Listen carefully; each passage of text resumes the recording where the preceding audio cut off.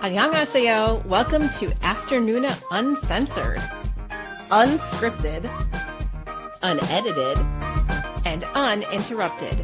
So let's get to it.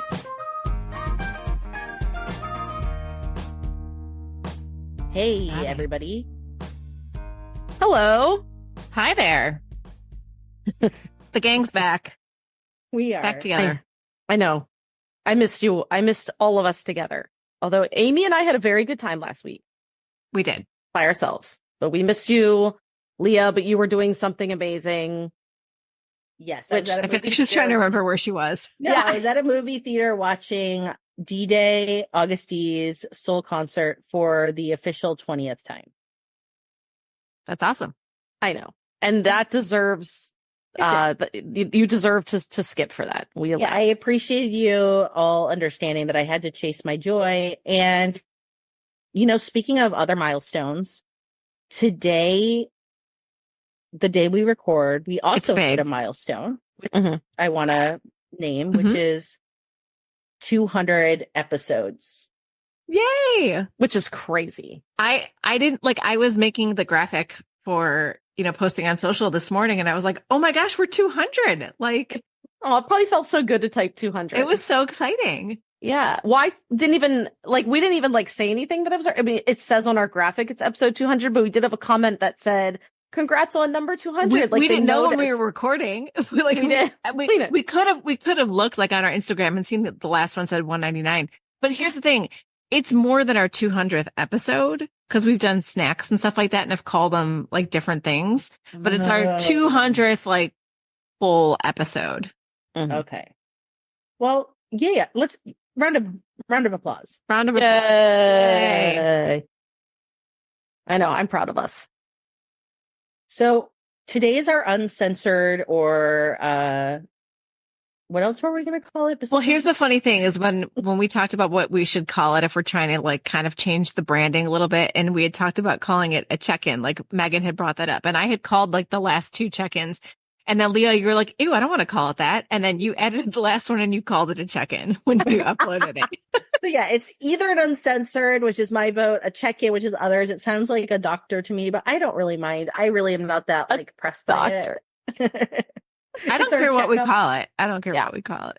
But as we were thinking of how to hang our our metaphorical conversation today, I decided to do a highly intellectual exercise, which is I Googled what are the national holidays that fall on today, the day we recorded, and see if there was anything that kind of kicked off a concept that we could, kind of base our conversation on. And I'm doing that because I did a snack for our Patreon listeners, a plug shamelessly to that. If you want to get extra content, we do an extra Patreon only podcast every month. And the one I had to do was on tax season, tax day. And so I really just took my white truck of doom and drove it through that metaphor and did a whole snack on taxing dramas. I'm like, it worked pretty well. Let's see what we have today that's out there that we can do. And actually, I think it works well. So today, does anyone want to share? It's a national day for two things that I think really fit within K-drama. Cheese balls and bananas. And if you're at home and you get that, great. You're already our wavelength. If you're at home and you're like, I don't get that, we'll get you there. You on our yeah. We'll get you on our wave. But first, before we get you on our wave, when Leah was messaging us about this today, I said, she's like, we can kind of talk about things that we find kind of cheese ball, cringe. I'm like, but wait, is it a celebration of cheese ball cringe or a celebration of actual balls of cheese? And it is a celebration of actual balls of cheese, which then got us a little bit nostalgic. Cause I Googled it too. And it showed the picture of that ball of cheese covered in almond slivers or something. It's covered in nuts. Yeah. Right. Oh, that type of cheese ball. Well, I mean, that's what came up when I Googled it. That's all I was thinking of was the orange processed soft cheese rolled in nuts is what I was thinking. Oh no, I was thinking of the little Utz cheese balls. They're They're like cheese curls, Like- but they're balls. Right, like Cheetos but balls. That's what I like. Well, I like all cheese balls, actually. I like the processed cheese, but I love It's so funny because today Megan was like, I like cheese balls. And I'm like, I believe you do, but I thought you actually liked you like a big ball of cheese. No, I like the little balls of cheese. But the ones big that you balls. like aren't actually cheese. They're a puffed.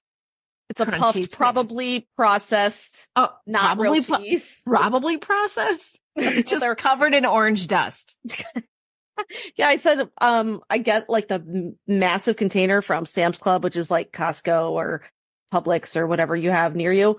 Mm-hmm. And my husband gets so irritated because it's just massive. And then that's all my kids eat, and I can't hide the evidence because then there's just like it like stains your fingers. So it's like I'm like the kid who like stole candy and it's all over their mouth and like have stained orange fingers, and he's like, "You were eating the cheese balls." I love them. But when you were younger, did you eat, like for me, when I was a kid, it was Planters cheese balls that came Yes, like in the we had the little canister. container. Yeah. Yeah. The canister. Also so salty. Cheese balls will put you in a sodium coma. Oh, for sure. Okay, but Planters were the blue Yes, the tubes. blue canister. Mhm. I used to watch those after school every day watching G.I. Joe. G.I. Joe. G.I. Joe. Cartoons, after school cartoons, I would watch Thundercats. Unbeatable. Oh, God, yes. Mm-hmm. Yeah. You know what? I would read the shit out of an adaptation, like a romance twist on Thundercats. Don't even go there put that with Megan. in my head because Megan, I will do it. oh, no, I'm not. If you think this is a joke, it's not a joke. I'm actually writing. So the alien I'm writing right now, he's actually kind of like a lion man. Yeah. So the book I was like, how are you not doing like a Rum Tum Tugger, like shifter type thing? I know, and I haven't done one yet. So I'm doing one right now. He's like, he and his brothers are all like different. Like the first one I wrote was bullheaded, and he was kind of like a bull man. And then I have a lion man. I'll also have an eagle man and a wolf man and a tiger man. I got them all. So this one's lion, and it is really fun to write like his mane and how she like touches it. And then he's got like his tail with like a little tuft at the end. Cause like I have to, I'm really enjoying it. And just the fur, the idea that he's like covered in fur, it makes me want to write like a full, like big cat hero clan. You know what I mean? Thundercats. Thundercats. Oh, God, that would sell so well too. I might have to do it. Yeah, they're hot. Yeah. So, okay. I'm trying to think of a way to transition this, but do we want to get to dramas yet, or do we want to talk about just cheesy things in general that we like? Well, I and think we then can talk apply about, to dramas. I think I was gonna say I have like a cheesy thing, Cheesy or really bananas like. things that we like, right? Right. Well, I had one that I was thinking of today, so I have a cheesy thing, and I like it in K-dramas, and I also write it. Okay. Okay. So I thought that's what I would talk. Is Okay. that okay? Can I just Absolutely. I didn't know how on- we wanted to transition, so that's why I'm asking. Yeah, and that's why we're thinking is we're like, Are you what? holding a cheese ball, by the way? What No! are you holding? I know, it's so weird. I'm Is it holding it's a squishy. It's a little swishy. Well, Okay. I'm not allowed to hold a pen when we record because No, you're not, because you click it. Right. I mean, I'm fidgeting right now too. I have like a piece of tape. I don't know where it came from. Yeah, that I'm I'm rolling back fidgeting and forth. with a squishy that makes no noise, and Good. that's allowed. But anyway, We used to have to tell you to throw the pen. yeah. So I love like Insta Lust and Insta Light, but I like how it's presented in K-dramas where everything is slowed down. So it's all like slow motion, and maybe like light shines on the character, or a breeze like blows their hair, and it's in the perspective. You didn't watch Extraordinary You, which does all of this. I actually did watch that part of it because I did watch one episode. Okay. I love it. every single time, and it's so cheesy. I especially like it when there's like like there's music that accompanies it. Like if it's like that, oh, like angels singing, or it's like slow piano music, or it's like a rock guitar riff. I don't care. I love it. And I know it. I think it's cheesy. Like I think that is totally cheesy. K-dramas love to do it, and I will never be over it. And it's not always even like the first meeting with that character. Sometimes it's like, I don't know, the man sees, or that the hero sees the heroine like differently for like the first time. Maybe she's like wearing something differently, and he's like, wait a minute. But like everything slows down, and suddenly like the character of their desire is projected in a different light. And I adore it. I'll never be over it. And it happens in so many K-dramas. So, and it happens in other, because I'm going to mention My Beautiful Man, because it happens in My Beautiful Man. You may. Yeah, I know I can. So that is a Japanese BL. And there's a point where Hira, that's the one. Hira? It's Hira and Kioi. Yeah, Hira and Kioi. So Hira walks into a classroom, because this is like a high school drama, one of the ones. At the beginning. And he walks in, and Kioi is like sitting on a desk, and everything slows down to slow, it's all slow motion. And he kind of like leans back, and there's like sun on his face, and the windows are open in the classroom. And Hira is just like completely struck dumb at Kyoi's beauty, because that's like pretty much the whole, what? Relatable. Yeah. And it's beautiful. I love it every single time. I will watch kind of like that type of scene every time it's on, and I'll always love it. I'll always think it's funny.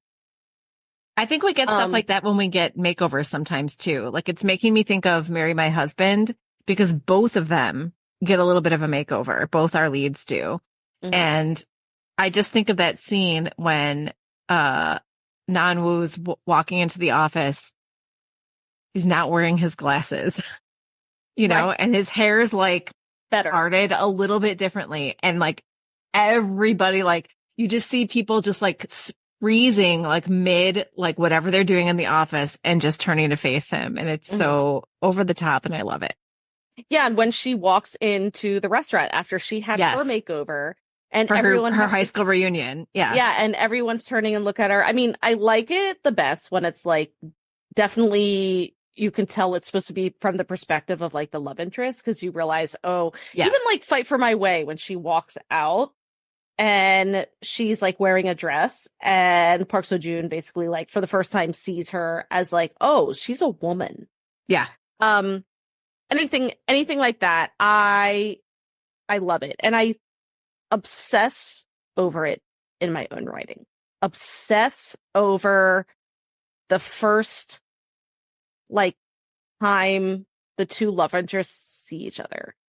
Like I love a good meet cute that like ends in disaster, like Crash Landing on You. It's like that's a meet cute that's like disasterish, but I really love writing a meet cute, or like the first time they see each other, and I put a lot of thought into like first impressions. I don't know what it is about that like gets me. And even if it's like a second chance romance, like I wrote a second chance romance, years ago.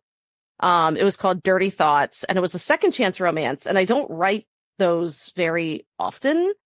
But they were like high school sweethearts, and she moved out of town. She hasn't seen him, and she comes back, and basically she has to get her car, I don't know, her car breaks down. I don't even remember, because I don't really care about that. Okay, I care about the meeting.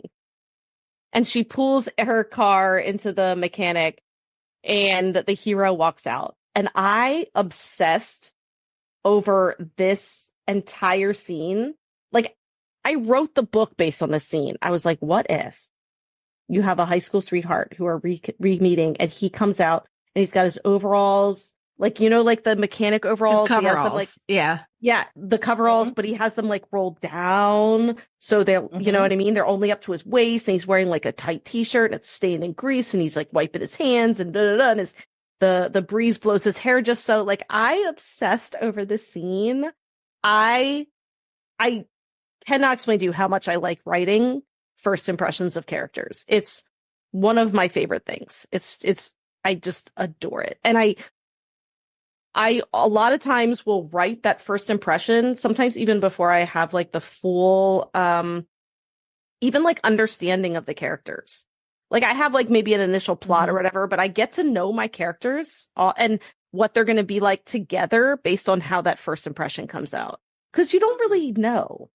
Like when you're actually typing, things happen. You know what I mean? Yeah. Oh, 100%. Yeah. It's hard to explain that until you do it.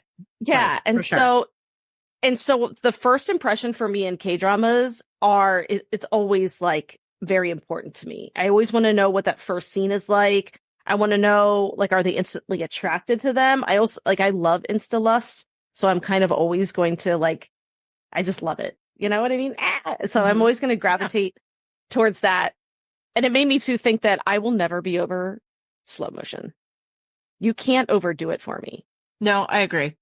And I Slow motion and show it 3 times. Yeah, I don't care. I don't care. Show it to me from all the angles. I love it. I absolutely love it. And I'm sure that there are probably some people, like there are probably people who are like film students maybe that watch K-dramas and they're like, this is so much slow motion. I don't care. I'm a fan and I'm saying I freaking love it. It works. That's why they do it. They do it because it works. That's like we talk about tropes are tropes for a reason because they work. That's why we keep reusing the same thing. Like I sent you both. I literally just saw it on, I think it was Instagram Reels, like right before we were coming on. I sent it to both of you. I don't know if you saw it. But it was a few like funny, like K-drama tropes. Like, you know, if you're crossing a street, never turn around and look back at someone because then, you know, you're going to get hit by a white truck. Yeah. Right. But what I really liked is no Korean person in a drama can be out in the rain without getting like deathly ill. Oh, for just like a day. For just like a day. It. But I love it. That's what I'm saying. Like we've talked about this before where I always love like a wounded hero. Like I would love a reason to take care of the hero. And I wound my heroes all the time. And I love this in K-drama. Like every time I watch in my head, I'm like, there's no way rain makes you sick like that. And I don't care. I love it.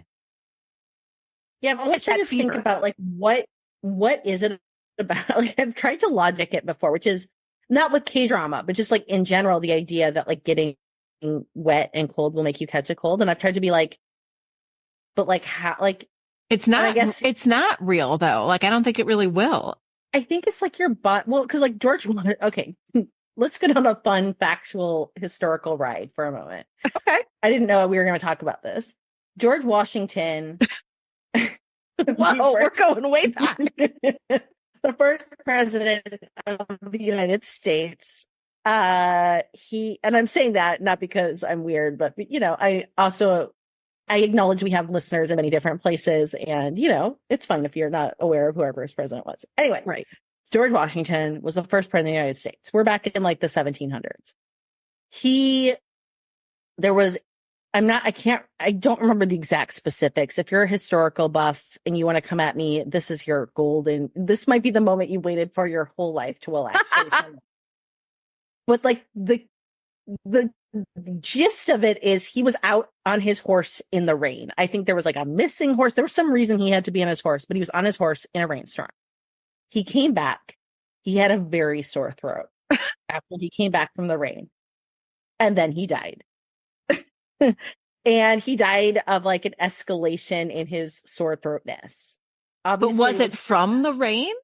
Well, no, it couldn't have been. So it was like, well, because it like have like something has to incubate. Yeah. So I'm like, but what I think happens, and again, doctors, again, this might be your I mean, I feel like you've had many moments to shine, but this is of your golden moments to shine. But my guess is that like, you know, maybe your immune system just like depresses and like is like putting all its resources into trying to warm you up. And then the bug is like, now I get a foothold, motherfuckers. And I mean, that's my guess. It's not that like being cold creates it. Yeah. It's like your body gets too distracted trying to warm you up that the bug is like, no, I've got you in your throat. And do you know who really liked this trope? Jane Austen really liked this trope. Of putting people in the rain and having them get sick, specifically in Pride and Prejudice with Jane. I just watched Pride and Prejudice last weekend with my daughter, so it's fresh in my head with for many reasons. With his sister who, you know, catches cold because And they has to sent her stay at without Bingley's. Yeah, they sent her without the carriage to plot the so like this is a needle to thread, but the long and short of it is I don't have a slapstick sense of humor, but I do We've think that established this. yeah, but I do think that I have like a cringe sense of humor to some degree, and it definitely comes out in my writing. And I think I have like a relatively like divisive voice in writing. I've had, and again, I don't have like this massive untapped readership, but you know, I've noticed over the years of writing that I'll have people who will be like, I really like how you write. This works for me. And then I'll have, and this is pretty much how many writers go. Right. And then I'll have other people who will be like, I don't like how this person writes. It is like the fucking worst thing ever. This is the worst book I've ever read. I definitely have gotten those as well. And, one thing that this like has coalesced around, I think recently with like my Mr. Hockey book, which was like a big re-release that happened, is I make a sex analogy like candidly like a 12-year-old boy. And it was something about the fact that like the heroine's fantasizing about the hero. It's been a long time since I wrote it, so bear with me. But essentially it's something to do with the fact that it's like when she fantasizes about who's putting the ranch in her hidden valley, he's the one wielding the big bottle. It's like a baby juvenile sex joke. Like truly, it's ridiculous. And it's something I would say to like my kids to like get a rise out of, you know, it's just like how I talk. It's my sense of humor. Is it cringe cheeseball? Yeah, absolutely. And I've had people be like, that's funny. And I've had other people be like, oh my God, this author is ridiculous. She is the biggest cringe ball. And it's kind of like, it can be both. It truly can. So I always felt like your writing for me is, and like, you know, I love both of your writing like that. I think we all fell in love with each other's writings before we kind of fell in love with the person as our friends. And Leah writes with a little bit of like an unhingedness, and you never are sure how far she's going to take it. And that's one thing that I love about her writing is it's going to surprise you. It's going to surprise you what her characters are thinking. And I love it. She's always going to write a prose that I haven't heard before. And it keeps me on my toes. Absolutely. And what I was going to add to that is Leah and I have done a little bit of co-writing under a pen name. And the whole exercise of writing these books that we wrote was really, how much can Amy take? I mean, we were really trying to punk each other with, because we would write, like, we would each take a character, like she would take the female perspective and I would take the male, or vice versa, depending on which book it was. And somebody would write a chapter in a Google Doc and then be like, tag, you're it. You're going to fucking kill me. You see what I did. But it was so much fun, like, because I don't normally go there in my writing, and it was so much fun to be pushed to do that. And I like, I love, like, let's be clear, to have it be like the chapter is going to conclude with the prince who's a priest about to fist someone. and that was the chapter that Leah wrote. Amy's turn. Yeah. And then it's my turn. Lock it in. Oh my God. I was more, you know what? I was more thinking about of the face off, but yeah. The face off. We should do at some point, like we should do a giveaway. I have some of those books. We should do a giveaway of that series. I kind of want to read those books. I liked the first one. You guys had me read it, and I was like, yes. I like things that are over the top. silly. Over the top. Yeah. It was a thing. So, and we did it under a pen name, and it's not that I don't, you know, care who reads it, but at the time I was working in schools, and I may work in schools again. And so it's good that those are, you know, not easily findable, you know, in my day job, professional life. But I remember being at a conference after the first one came out. And they changed the title, like when Leah and I self-published it, and then they changed the Yes. title when we ended up going with Harlequin, because we ended up selling them to Harlequin. Our title was better. Our title was awesome. It was called My Royal Prick, and it was amazing. And I remember being in the bathroom talking to somebody like that I knew about it, and another writer came out of a stall and was like, "You wrote, you're one of those," because we originally did it. I don't even remember what the name was, but anyway, she's like, you are the person who wrote that. I'm like one of the people. And I'm like, yes. She's like, I love that book. Like that was so fun, so funny, like over the top. And I'm like, that's exactly what we were going for. And like, that is the thing. There are some people that would read that and be like, this is redonkulous. Like, why did this get published type of thing? Then it's not for you. And that is okay. Cause guess what? You don't have to do. You don't have to read it. You don't have to read it. It's like It's that easy. It's that easy. All right.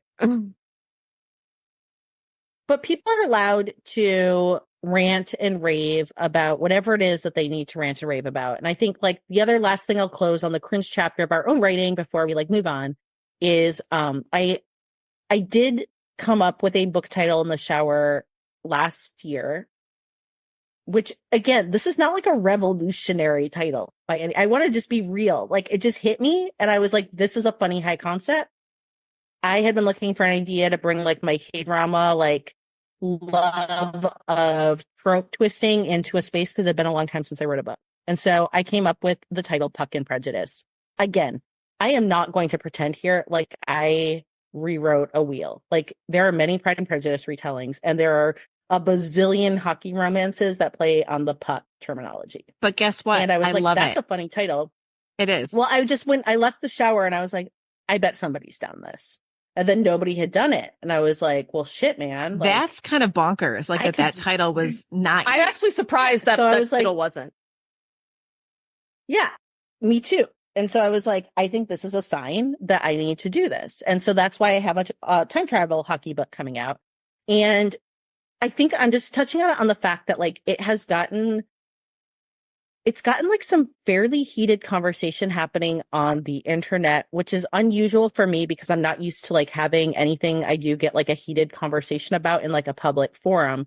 And it's been very divisive. Like some people being like, this is funny and silly and like I'm into it. And then some people being like, this is like the sign of like the end of time coming and like the death of literature. You did actually get that comment. No, but you're not exaggerating. Yes, I'm not exaggerating. Someone said this is the death of literature. This is the death of literature.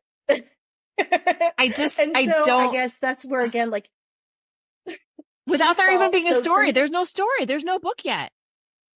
Right. They haven't read the book yet. And I'm just going to just be like, everyone, it is okay. This book is not coming to end the English language as we know it. Like, I don't think I'm that great. Like, or that bad. Good or bad, this is just not going to be that. But again, I feel weird talking about it because I feel like I don't want to be like making it be like, oh, I've done this thing and I'm like being faux humble or faux braggy or faux anything. It's just, I'm not, again, like this is having a lot of discourse and we are people that talk about when people have discourse. And this idea really came from the idea of being a K-drama fan and watching time slip stuff. So like Scarlet Heart, Ryo Moon Lovers is like directly responsible in some part for like, IU is like a modern day esthetician going back in time. Like, I mean, I just like a time travel and I've been seeing it used more and more being like, this would be a fun thing to do. And so it started to make me also realize, yes, I'm a cringe. Yes, I have some cheeseball tendencies and I have a high degree of respect for trope. And that's kind of like, I hope that even when we're talking about dramas and we're saying that they're cheesy or cheesebally, like I'm saying that with like delight and owning it for myself. It's like that's what endeared us to that's what endeared us to K-dramas. That's why we're here. Mm-hmm. Like Crash Landing on You was like, oh my gosh, you can have all this stuff and it can be like, yes, it can be cheesy, but in like a fun, great, like kind of like wink and nod to the audience way. Yet we're all not too cool to like be crying and like emoting and having it like change our lives. And I think that that's just fun. Like, so I think she paraglided through a tornado. Yes, with like a cow in the tornado. And see, it was like mooing. This is part of what. So when Leah told me she was writing Puck and Prejudice and she explained the plot, I was like, that is so fun. And for me, like, again, it's extremely creative. I'm super thrilled about it. And I think it's because I've watched so many K-dramas. To me, it almost was like, why hasn't someone done that before? Well, this is great. Like, it didn't feel that wild to me. And I think it's because I've watched so many K-dramas and that's the world that I want to, we were kind of talking about this a little bit before. It's absolutely delightful. Yeah, the world I want to live in is a world where you can look at the title Puck and Prejudice and be like, badass. This is going to be so fun. Not, oh my God, literature is dying. Like, I don't want to live in that world. Like I know, and it might be too because of the niche that I write. So I write freaking aliens and monsters. So in my little, I mean, don't you remember, guys? I wrote the Frost Troll book where like, oh yes, I remember. That was my favorite cover of a book ever. Hold on. Someone made hold on. The premise, which I didn't come up with, by the way, it was like a group project thing. But the premise was that someone made a punch and they accidentally put some poison in it and everyone in the town got turned into monsters. And that's like a modern day thing. I don't know. It's wild. So this is like also the world that I'm coming from. Yeah. And so Puck and Prejudice actually sounds very sane. Yes. Yes. And for many things, I mean, I tend, and then, okay, two things. And then I kind of have like a pivot to like thread it is like, one is, so this is hinging and like, there's been like a lot, I feel grateful in some ways that it's gotten more attention, but in like the last 5 to 6 days, I just feel like I've had a lot of like feedback coming through, like DMs getting tagged and stuff, people being really positive, some people being like, I need a lobotomy. I'm like, not even exaggerating. Like, this is the worst shit I've ever heard in my life. And it's, look, you do you. And if you need to like tag me to see that, like, I guess, okay. But, the thing I will take like a wag of the finger to is when people are like, this sounds like fanfic or Wattpad or like, you know, all the, like archive of our own. Because I'm also like, you know what? Some of the best shit, most creative shit. Like I was like, actually, that feels like a compliment to me, but also like just like an icky denigration to the fact that like some of the best fucking books I read in the last 6 months, hands down, have come from the fanfic space. Manacle. Like without even like Manacle being one, like was brilliant. I'm Hamartia, sorry, we would never came from. Oh like, yeah, Hamartia. Yeah, Hamartia. We would never have had Renesmee without. No, I'm sorry. I'm thinking Renesmee is a fanfic. It is the other stuff that came from Twilight. We would never have Anastasia. That's right. Sorry. Or Christian Grey. Which, you know what? Fuck it. Like, so what? good. Like that brought people Beautiful joy. Bastard, or Beautiful Bastard, which I loved. That's what I was trying to get at. I don't think people realize the amount of fanfic that ended up being published and went on to hit like New York Times. And again, when people are just dicks about fanfic, like a lot of times this is like where people are like stretching their creative wings. This is also just where you're like dabbling in joy and things that you've like liked so much that you like want to be in this world more. I'm like, why do we create this like toxic, yucky thing to be like, oh, you're over there writing Wattpad? Like, ew, like that's dumb. But like everything, like how many retellings are there? Like like, do you like the movie Clueless? Okay, because that's Jane Austen's Emma. Like, do you like 10 Things I Hate About You? That's Taming of the Shrew, William Shakespeare. Like, there's so many retellings out there, and you're not even doing a retelling, and I understand that. Like, you're just pulling from that world. But it's homage. Like, it's homage to it. I'm going to tell a secret, a plot secret, and then we're going to move on. Okay. So is everyone ready for this big plot secret? I won't even like tell anyone I've given this plot secret. So if you're listening, you're part of this secret. If you want to tag me on Instagram and fucking hate on me, I'll see you and I'll live my life.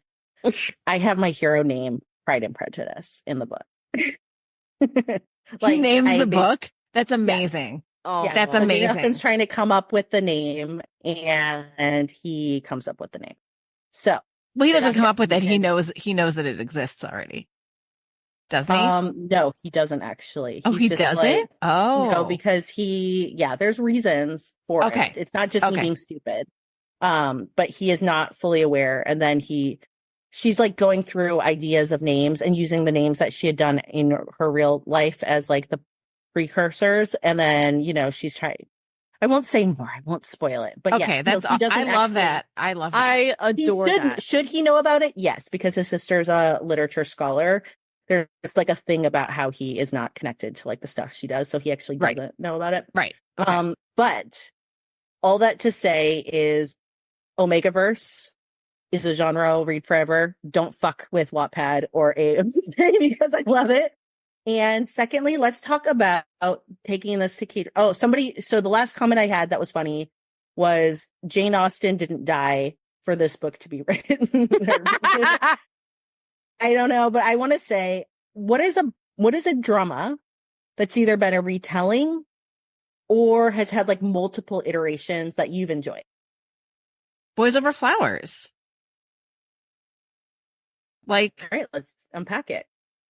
and I still haven't watched Meteor Garden, but like, I know that you loved Meteor Garden. You haven't? No, we've had this discussion. It's like 60 episodes. And Megan has never watched Boys Over Flowers. Yeah. We've each watched one. Mm-hmm. But like people love Boys Over Flowers or they hate it. Like it's a very polarizing drama. Like it's like we've talked about this. Like when Leah and I first started watching it, we are both like, look, we recognize that Gu Junpyo is a very problematic hero.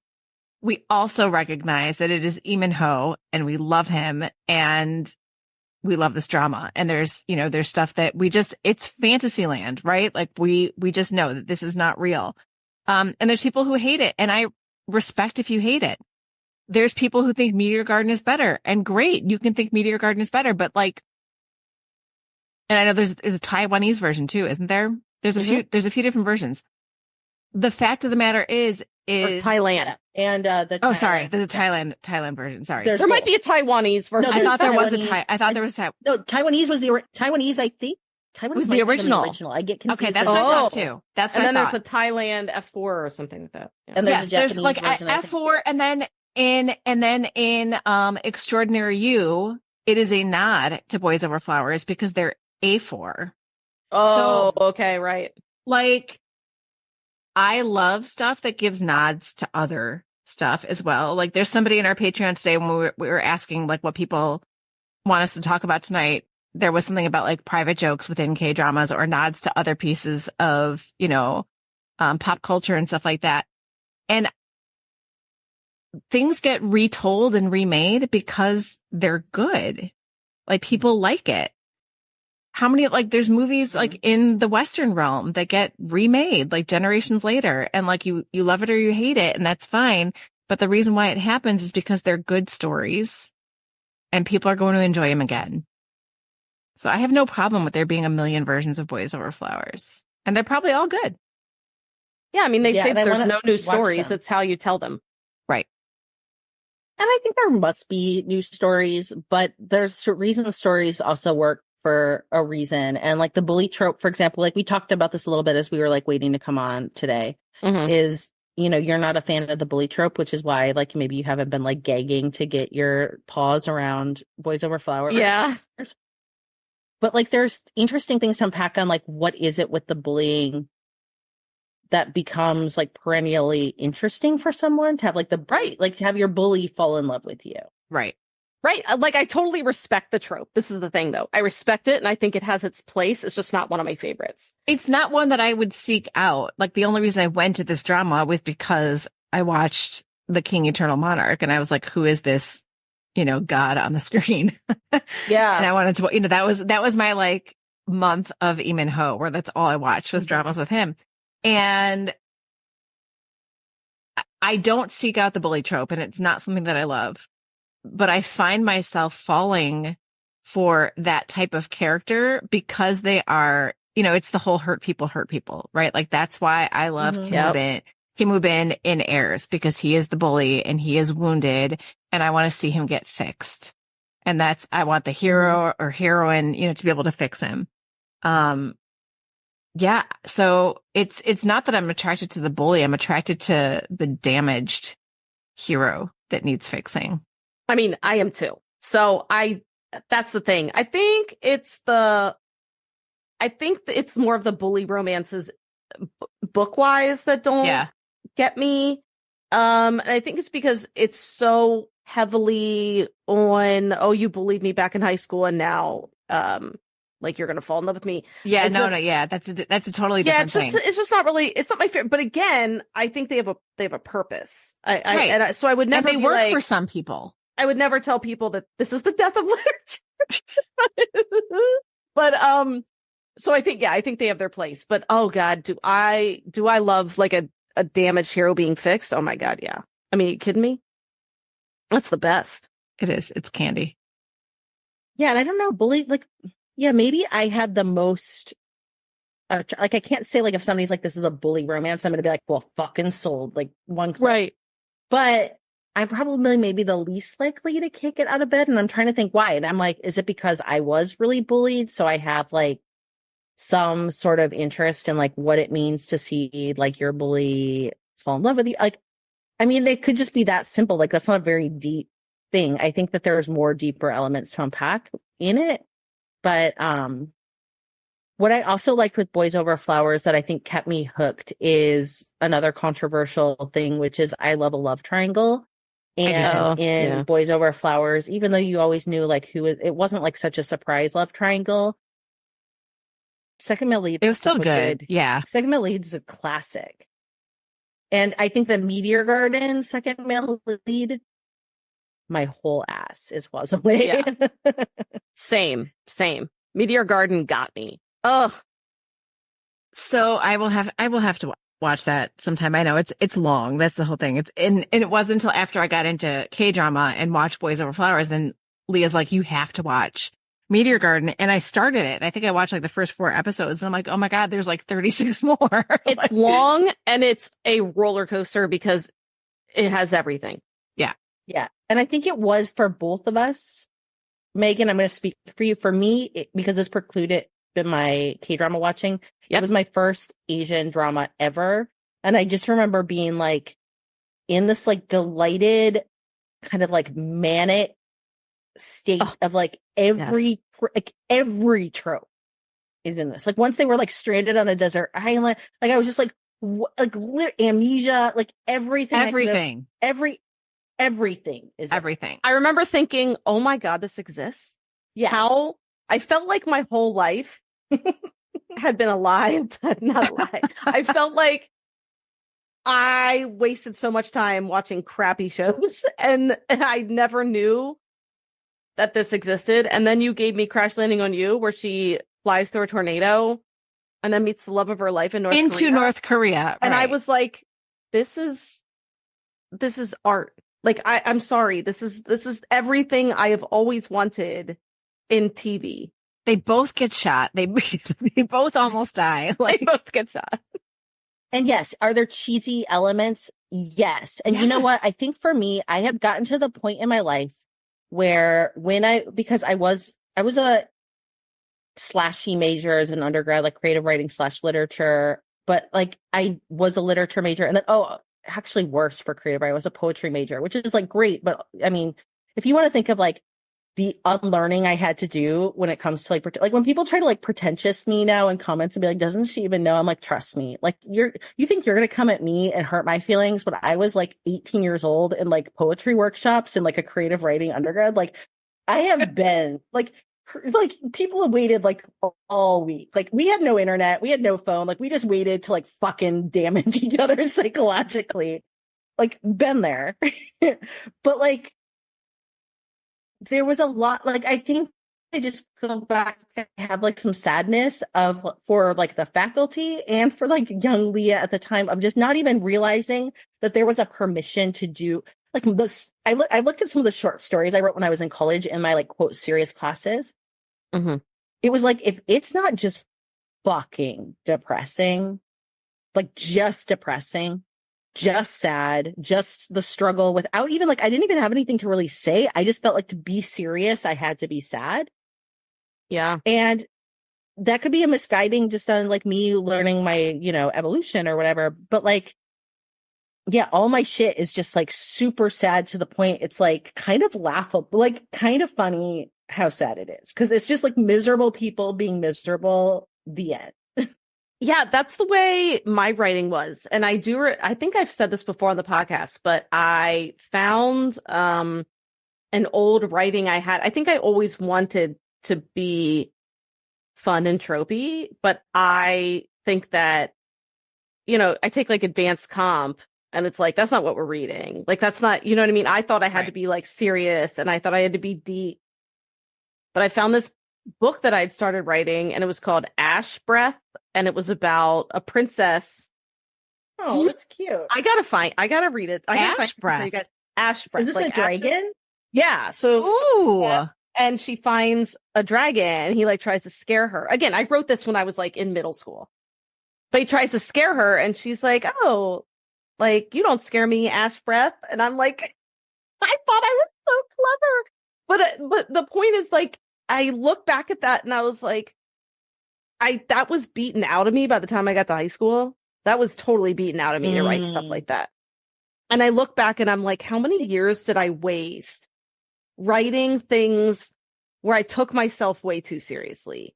And now Yes, now I'm making a living writing alien romance where I have the time of my life.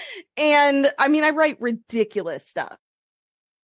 And it's so fun and people want to read it. But you're not writing it. But the thing is, you're not writing it to take the piss. No, I'm not. No, writing it like you're having fun, but you mean it. It's just, like, I you also can like, I'm still like healing damaged characters with love. Like, and I think that at the heart, that's what we're doing. But I also find joy in it. Like, I'm not writing. I don't know.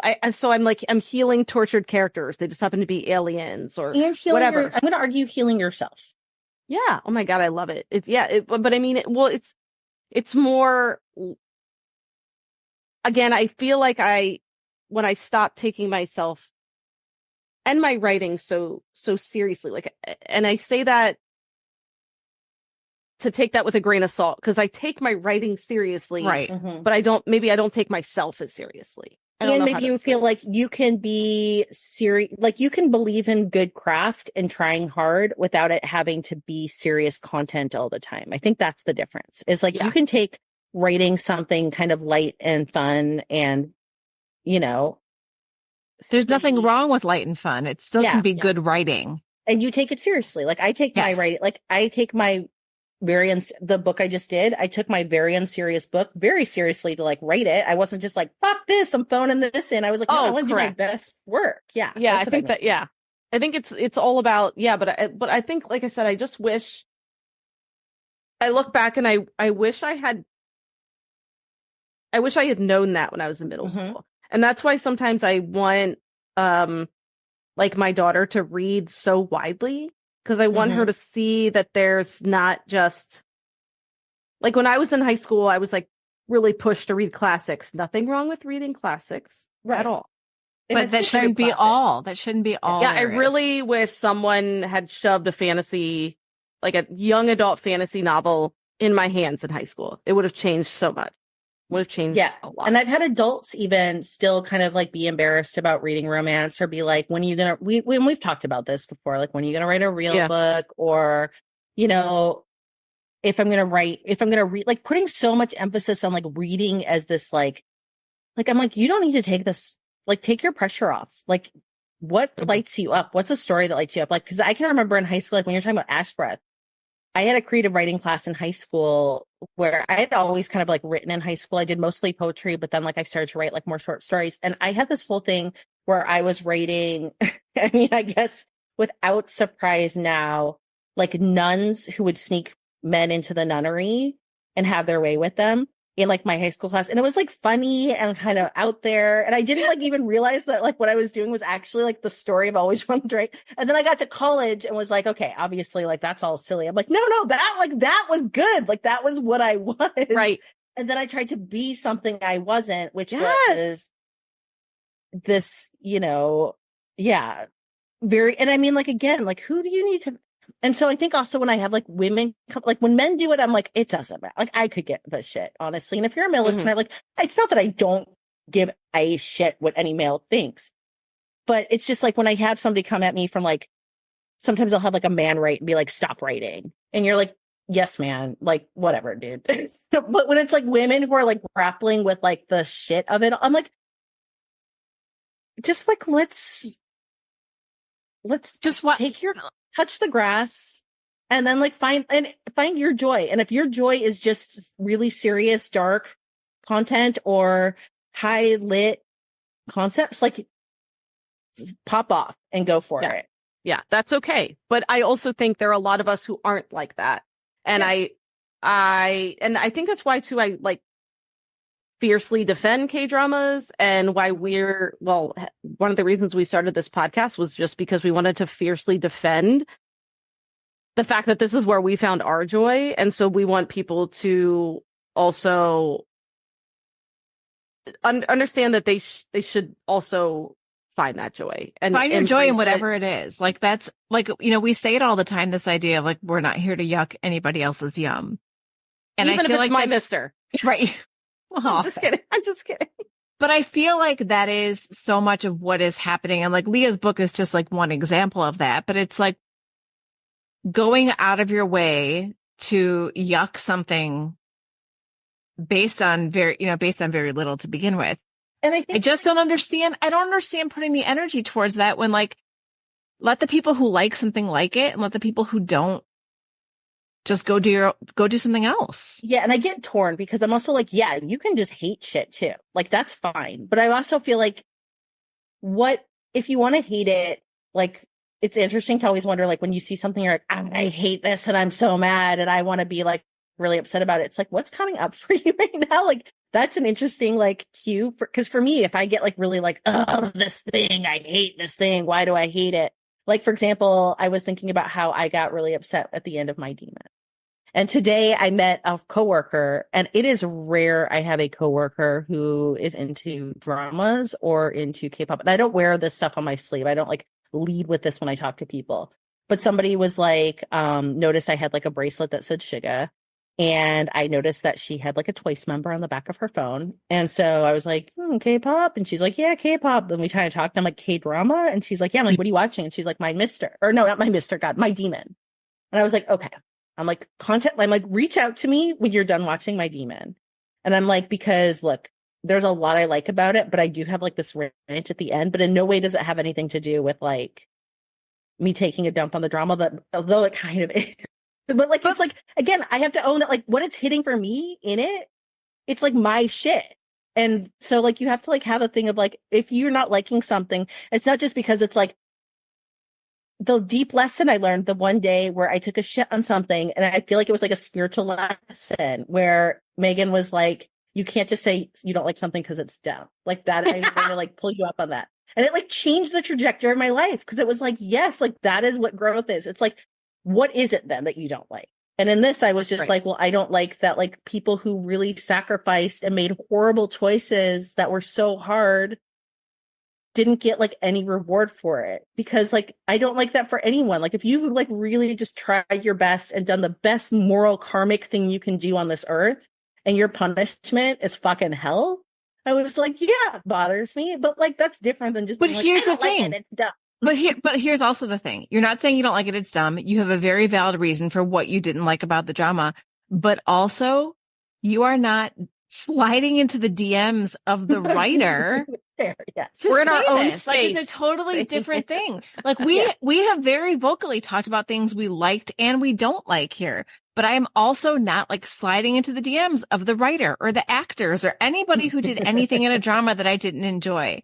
Like when you put any sort of creative media out there, whatever kind of art you are creating, and you're putting it out in the public is going to weigh in, and that is fine. But weigh in on the thing, and I don't get putting the energy into putting harm towards the creator. That does not make sense to me. And I don't see the logic in that. Yeah. If what you have created does not harm me, and it does not, like, if I am a Pride and Prejudice, like, scholar, and all I do is just dive into that Jane Austen history, it still does not hurt me if you write Puck and Prejudice. It means nothing to me. You are not writing Puck and Prejudice and saying, nope, this is history. This is really how the book was named. Like, it is tongue in cheek. 100%. And if you don't get that, like, yeah, I'm sorry. I am ranting for you like almost every day. And like, I'm getting on my soapbox. Yeah, I'm ranting in my head. But it's also like, okay, like when people will be like, why? And again, I'm going to tie this back to hockey or not hockey. Fuck. K-drama is like, somebody will be like, why is it a hockey player then? And it's like, you know what? Because there's like archetypes that are really popular in this world. And like, for example, what is something I read almost like I have read so many Regency-based historical romances with dukes, where it's like I've read like so many, just like Duke, fucking McFucky Duke fucks a fucking person Duke, but right, and like love them. I really often really find them compelling and fantastic, and so it's just the idea is like, well, why? Because there's like archetypes, and this happens in K-drama. Like we can see Chaebol. So. Yeah. Why is it a Chaebol? Why is the hero Chaebol? Why not? People love Chaebols. And let's talk about that. Like, why? But why do they? And is it like, I think in some of it, it's like the aspirational fantasy of when you like are with a Chaebol, you're going to then like slot into a life of like no worries for the rest of your days in terms of like financial security. I think it's some of it. Yeah. And I think they're often untouchable. So and the Chaebol world is not something that the average person can ever get into. So it's interesting to watch someone also reach into that Chaebol world and experience it. And then you also feel like you're experiencing it with them. And then I think it's then you also just have the archetype trope of, damaged rich boy. And you're always going to love, or damaged rich girl. Or rich girl if you're watching my Queen of Tears. we love damaged hero or heroine. We love it. Yeah, we love it. And so I think like, it's true. There's so many Chaebol romances, and yet I see that in the blurb and I'm like, give me more. Tell me more. Cause I think that's what it is. When it is even like, we have this with like historicals will be like kings or like high up folks within like the royal family or people of influence. There's, that fits within the same thing. So I actually used to read this author. Oh my God. I used to be obsessed with her books. I binged, and she writes like tons of books, and it was all like medieval times, and it was knights. It was like powerful knights, and she had a type. Then they were always big. Like the knights were always knights. Yeah, the knights were always massive fucking dudes. And the kings were always like the bad, like the little snivelly. She never wrote like kings. Oh my God. Her name was Catherine. I shouldn't talk about her in the past tense. She is still alive and she is still writing books. I just haven't read her in a while. It was like, sometimes you get really hooked on an author and you just read everything and then you like burn out. I do that. But anyway, her name is Catherine Levesque. So if anyone wants to check her out, she's still writing, and it's just insane. The amount of books that she has written, just hot, strong knights who like rescue women who are not old damsels at all. It's great. But it's the same, like I love... Knights, we haven't had enough knights as like a conventional, like dukes have really had their day. Yeah, we need more knights. We have had a lot of hockey players, this is true, but knights? We haven't had a lot of knights. Why? I don't know. I could really use some. Yeah, she wrote tons of them, and they were. But this is where we come back to saying, like, we talk about like historicals in the West of like what kind of romances we get. I mean, Regency is the king and god for as much as people have like, and I mean, like, yes, we have not seen enough like diversity of like cast and experiences. We're seeing like a little bit more over time, but we haven't seen a lot of that, or like set in different locations as well, like outside of England, like set them in Asia, set them in other places, set them in South America. Right. But even then within like England, we got like some Victorian, and I can't speak from like, I'm not a high, like, I haven't written like hard in the historical romance where people are like understand like their genre better than anyone. So there's like other people out there that like know the historical space better. But like it is wild to me that like medieval never became like a big deal. Because medieval's what like I high drama. Mhm. Like so much Drama. drama's in medieval. Ed, give me like a plague book, for God's sakes. I'll read that. Yes. Oh my God. I Oh my mean, God, could you imagine like love in a time of plague? ugh. That's hot. Yeah, like A Catherine plague Levesque doctor. always wrote, she always writes these like big ass nights. And sometimes they're like invading, or sometimes they've like had this like crush on a princess forever. I mean, I love that it's almost always knights. And then Mhm. sometimes they end up being like lords of their land or something. Like, I don't know. There's a lot of times they're like being awarded, but like every book you're like, how are they going to be together? Like, it's like and that's my favorite. Like, you got to make me believe all along that there's just no way they can be together. And then somehow, some way they're living in a castle happily ever after together. Like, are you kidding me? Every single book.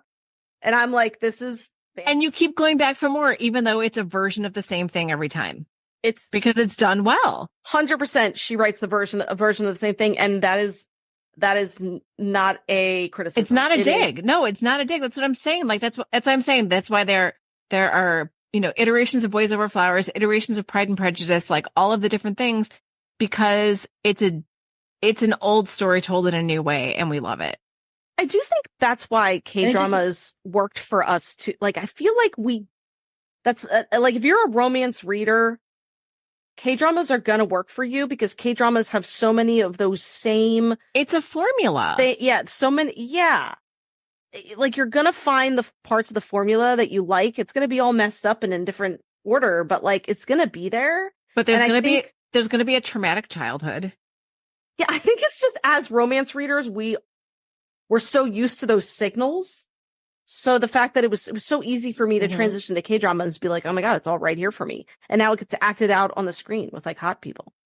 But that's what I mean. Like, there's all these things that happen in, like, again, that reel that I sent you, the White Truck of Death, like the things that happen in all the dramas, the childhood traumas, the rain traumas, like whatever it is, but we love it. And different writers are using it in different ways. And that's why it works. Yeah. All right. Should we have a look at some of the Patreon? Because we have some questions that are going through the Patreon. So here, I've got one. Here was a question. And I thought it was funny. This comes from Emma, who is SOS, sick of slumps, who says, I go through slumps all the time where everything I try watching just doesn't work for me at all. It's taking all the fun out of choosing my next watch. So what dramas put us in the biggest slumps, and how did we get out of them? Is there a specific drama you can think of that pulled us out? Maybe a comfort genre or actor? Does anyone have a go here? Because I do, but I just answered the question. Yeah. So for me, if I'm in a slump, I watch something. So sometimes I get in slumps because I have too many voices in my ear. Like, watch this, or I see on Instagram too much commentary.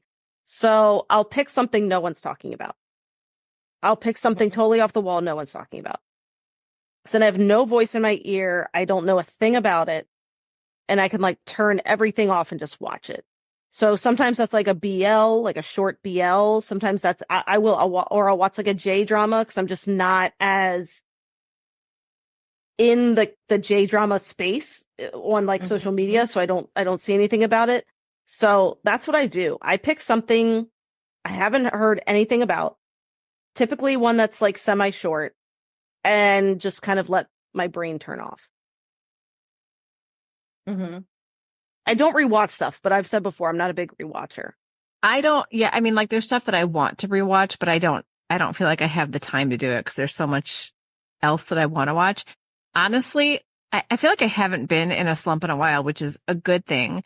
But if I do, like, I give myself permission to quit a drama and do something new. And I think that was hard. That was a hard thing for me in the beginning when we first started watching. I felt like I owed it to the drama to watch the whole thing. Yeah. And I don't anymore because there's too much that I want to watch. And so I think giving myself permission to just abandon ship has helped. Mm-hmm. I will say that I often go BL if I need, like, if I feel like I'm starting to head into some sort of a slump. BL is almost always going to pop me out of a slump. So it's pretty unusual that like a BL does not do that for me. I tend to also be I find it funny that I'm the rewatcher in the group because there's certain dramas that I will just go back and rewatch. Like I watched His Beautiful Man through like 1, 2, and the movie Eternal, probably like I don't even know, like many times at this point. I know like, you I'll just have. go back and start watching that again. I've watched Semantic Error. I tend to watch, and the reason why I think I go back to BLs too is because it's like high angst, high emotion. I tend to be like in that space of like enjoying it, and then they're kind of shorter.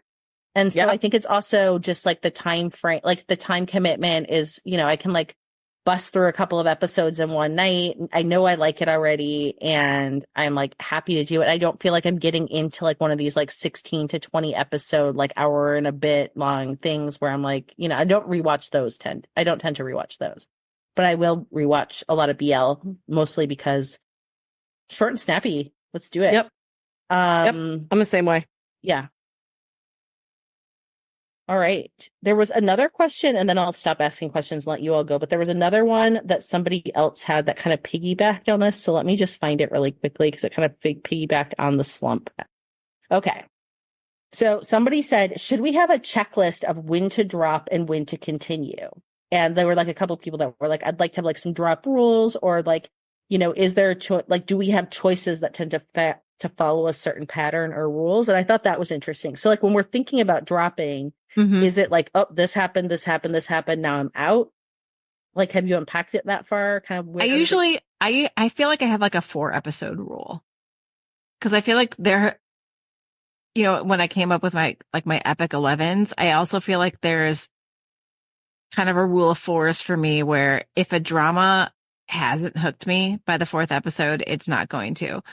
And there are some dramas that I'm like, just hold on until you get past the 3rd episode. Like I feel like some just really hit their stride. If we're talking about like a 16 to 20 episode drama, if it's a shorter drama, I might quit it earlier, but I think as a rule of thumb, I've used 4 episodes as my cutoff point.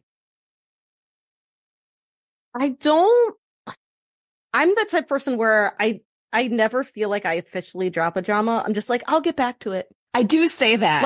Like Vincenzo, I watched a year and a half ago, and I'm still like, I watched like 4 episodes, and I'm like, I'll still get back to it. Like, I feel like I never fully give up. I just don't, because this is the problem. I very rarely drop a drama because of like a certain reason. A lot of times I drop a drama just because I'm sort of bored, and I lay in bed at night, and instead of turning it on, because I'm like, I'm just not in the mood. If I'm not in the mood, then like I know it's like not connecting with me, you know? Like if I'm not caring, I very rarely DNF, just like do not finish DNF dramas. Books, on the other hand, if they make me mad, I will drop them quickly. Like I just started this book, and on page 2, the character was like, I just moved to Baltimore. The entire city is a cesspool. And I was like, the entire city? Every single part. In every single person. In 2024 of our Lord, if you are writing a book and you label an entire city a cesspool, I'm like, I was like, you know what? I didn't like the writing anyway. I'm done. Like I am done. How dare you come from Baltimore? And granted, I have a neighbor who I just had a neighbor here from Baltimore, and it sounds great. And also, it sounds like maybe there's some like unchecked, you know, like somebody recently, when there was like the bridge disaster, I will say that like one of the things that really didn't land well was like somewhere in the media, like on some shitty conservative site, they were talking about the DEI mayor. So I'm just like, if you're coming from Baltimore, you probably have some like unchecked racism. Yeah, it's just like, or fully unhinged. I mean, I don't know.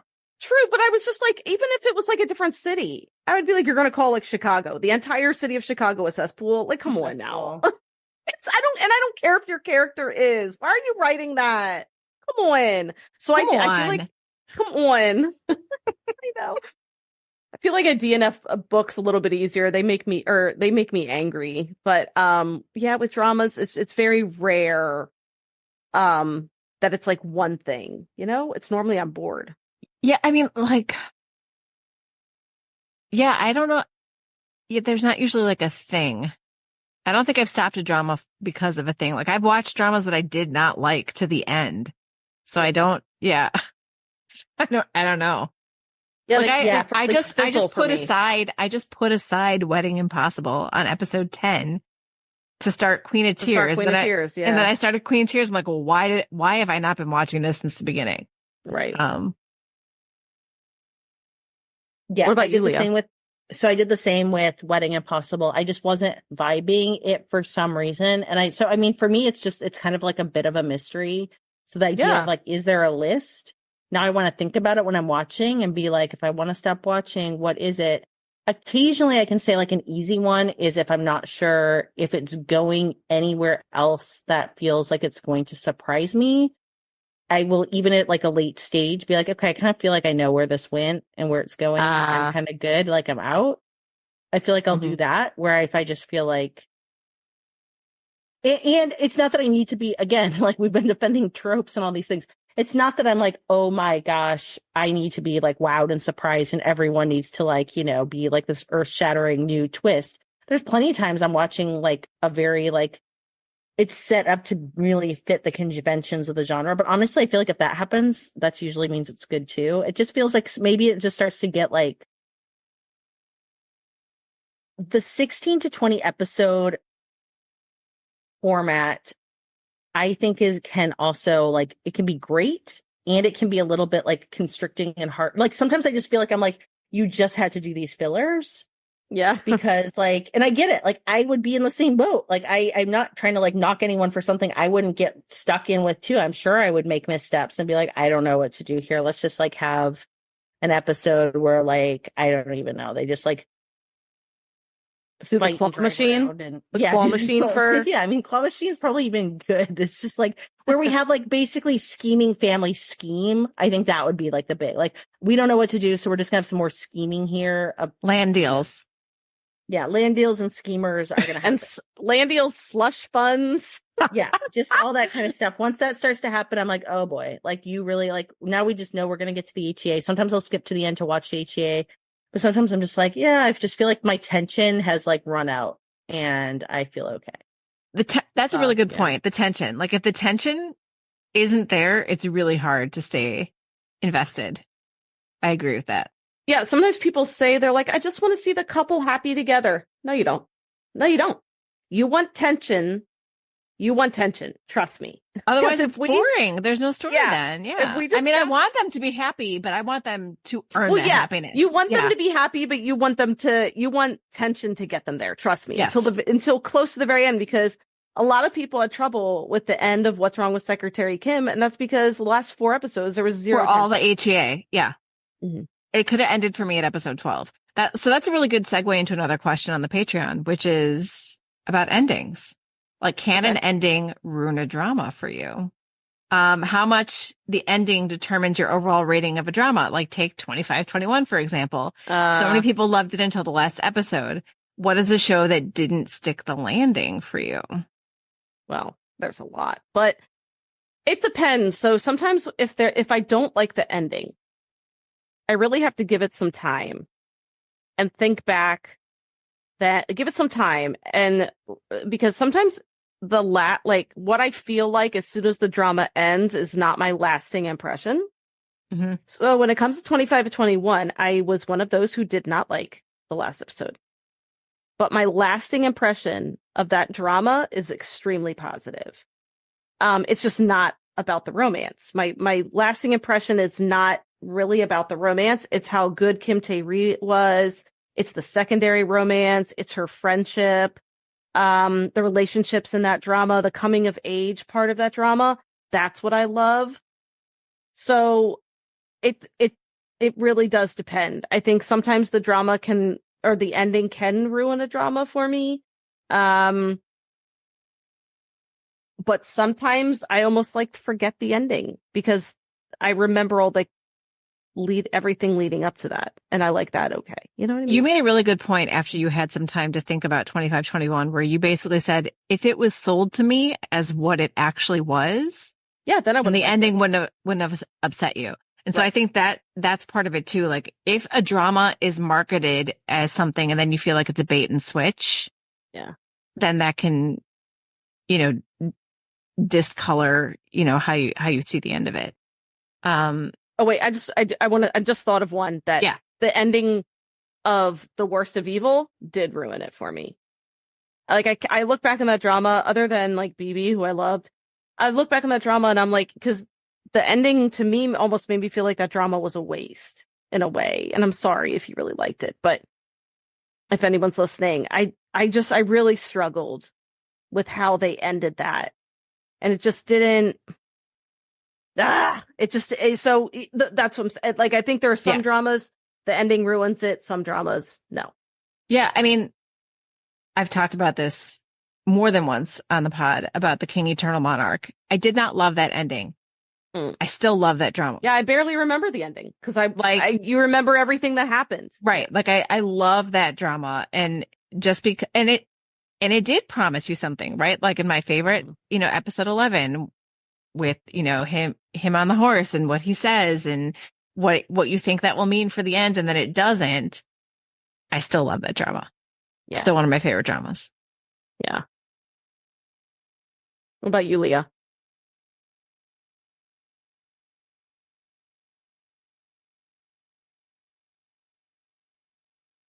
I don't know. It's through play. That's okay. That's okay. You're allowed. I was like, that was a very long silence. We're still dead here. Air. Dead air. Dead air. Dead air.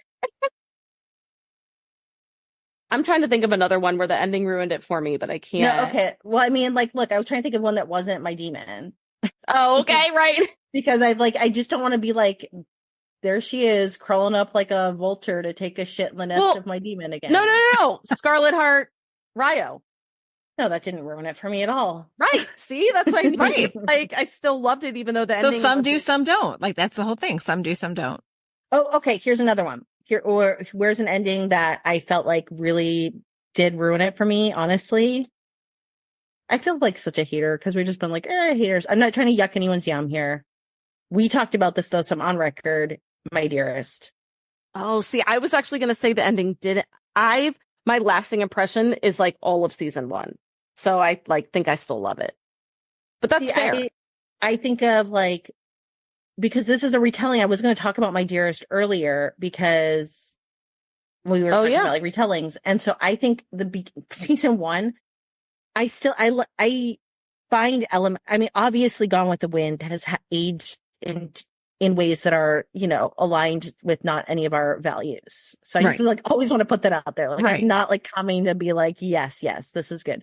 But there are elements of the Gone with the Wind story that I think are just in the relationship and the romance itself that they tapped into in the retelling of this knowingly. It is very much following some of the character beats of Gone with the Wind. And when they were doing that, the story I thought was told in a fresh new way and really interesting.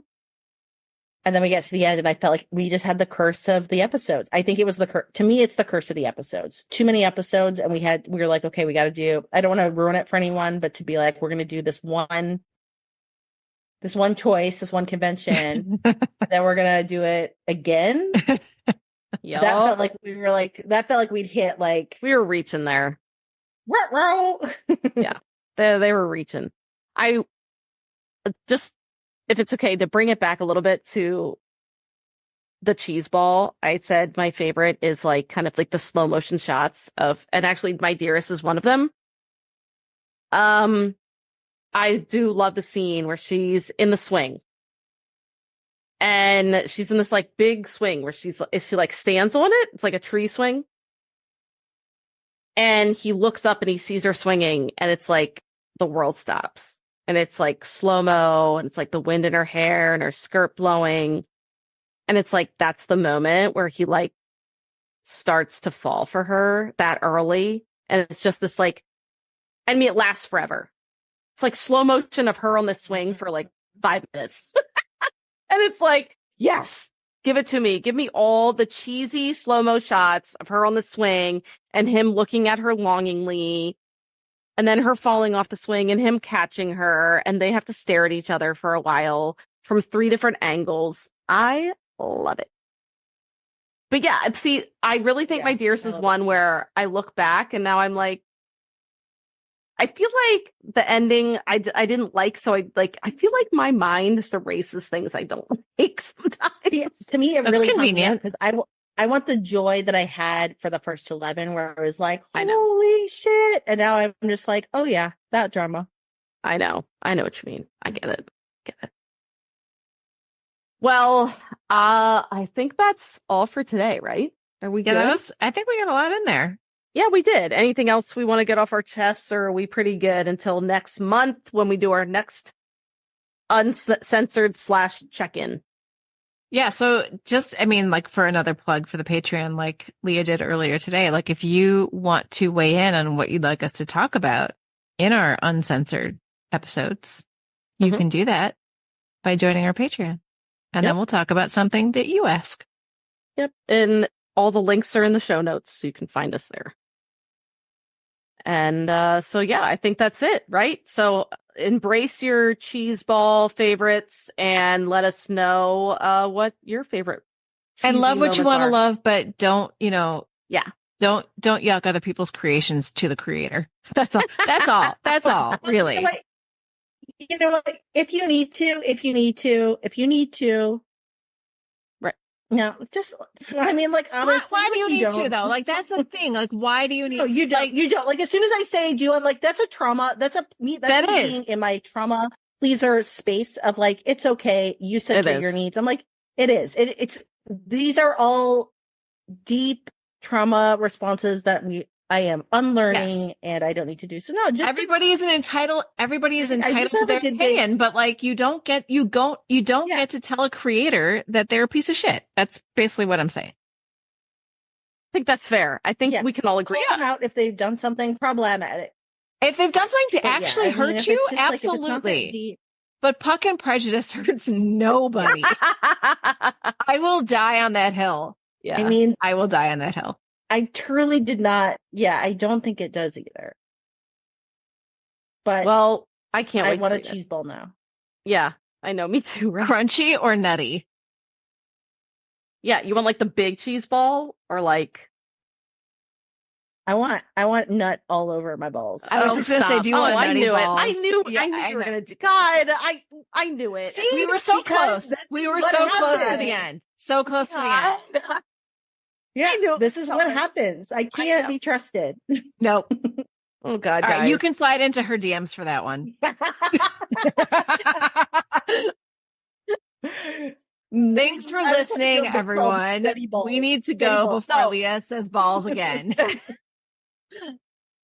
Annyeong.